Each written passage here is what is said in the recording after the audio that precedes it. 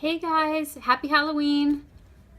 I I thought I would hop on and make a quick video. This is my beautiful friend Lynn Forrest.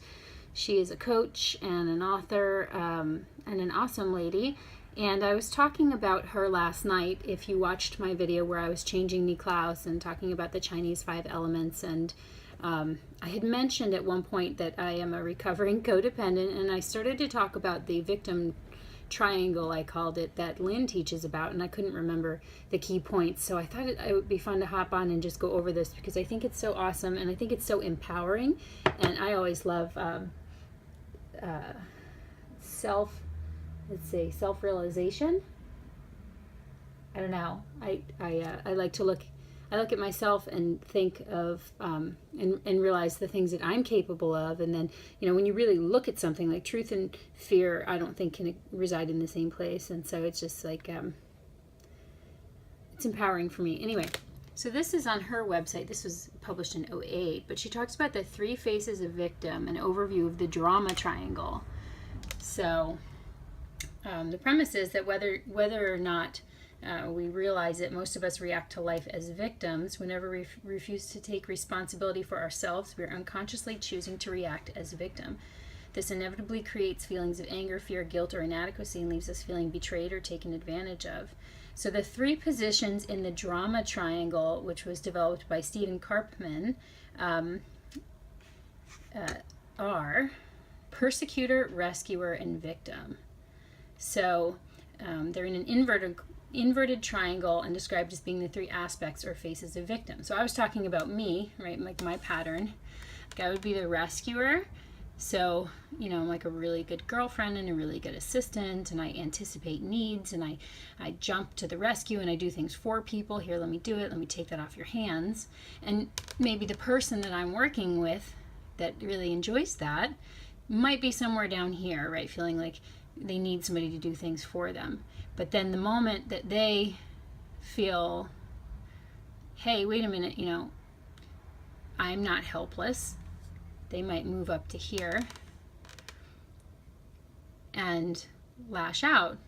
I don't need you to do everything for me. Stop. I'm capable, even if they were acting incapable. And I would slide down here. Oh, see how much I give and I give and I give, and I'm not appreciated, and I'm just taken advantage of, and this always happens to me. And then I would start to feel mad that I had been taken advantage of, and I would go up to persecutor, and it creates this cycle. Excuse me for bumping the thing. So each person has a primary role or most familiar role. Mine is probably rescuer, somewhere in here. Which she calls the starting gate. It's the place where we generally enter or get hooked onto the triangle. We first learn our starting gate position in our family origin. Although we each have a role with which we most identify, once we're in the triangle, we automatically rotate through all the positions, going completely around the triangle, sometimes in a matter of minutes or even seconds, many times a day. Starting gate rescuers, that's what I was saying, I think I am, see themselves as helpers and caretakers.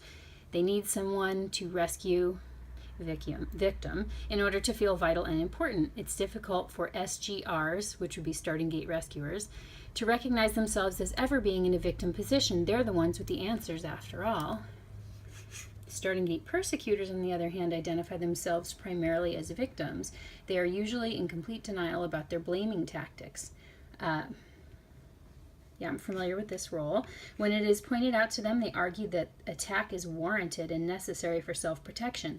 These two, the rescuer and the persecutor, are the 2 opposite extremes of victim, but again, regardless of where we start out on the triangle, all roles eventually end up in victim. It's inevitable. Persecutor and rescuer are on the upper end of the triangle. These roles assume a one-up position over others, meaning they relate as though they are better, stronger, smarter, or more together than the victim. Sooner or later, the victim, who is the one in the one-down position on the bottom of the triangle, develops a metaphorical crick in the neck from always looking up, feeling looked down upon or worth less than others. The victim builds resentment, and sooner or later, retaliation follows. A natural progression from victim to persecutor follows. This generally moves the persecutor or rescuer into victim. Reminiscent of a not-so-musical game of musical chairs, all players, sooner or later, rotate positions. So there's a ton more information. She's got an entire book kind of, I talked about an earlier idea that there maybe there are no real victims. Like we choose the position we take. So if you're interested about this, if you're interested about yourself, or maybe in understanding how we relate to others, check out Lynn. She's super awesome. But yeah, this stuff fascinates me.